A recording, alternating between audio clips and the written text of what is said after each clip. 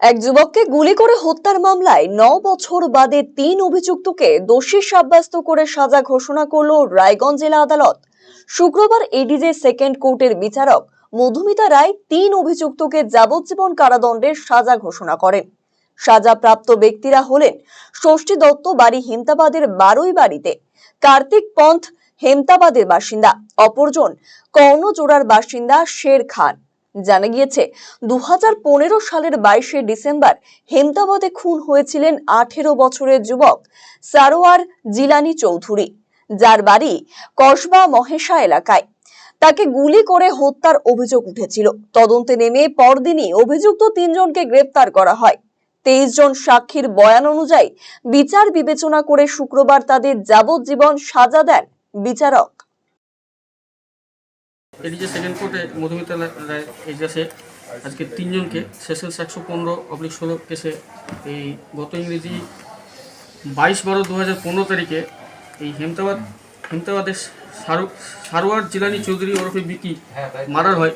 সেই কেসে police investigation শুরু করে। আইও ছিলেন এসআই গোপীনাথ রায়।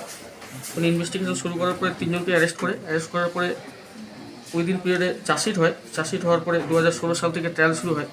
দীর্ঘ 23 জন সাক্ষী বয়ান শেষে আজকে প্ল্যানেট কোর্ট 3 জনকে যাবজ্জীবন 302 ধারার মতো চার্জ করে যাবজ্জীবন কারাদণ্ড দিয়েছে। অন্যদিকে এ বিষয়ে সংবাদ মাধ্যমের মুখোমুখি হয়ে সাজাপ্রাপ্ত ষষ্ঠী দত্তের আইনজীবী বাপ্পা সরকার বলেন, এই রায়ে তারা সন্তুষ্ট নন, উচ্চ আদালতের দ্বারস্থ হবেন।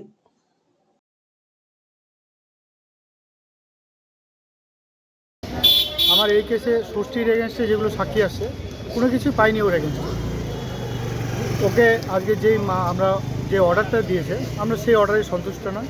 আমরা অ্যাপিলে যাব হাইকোর্টে। আমরা হাইকোর্টে 100% আমরা নির্দোষ খালাস করি। কেন মনে?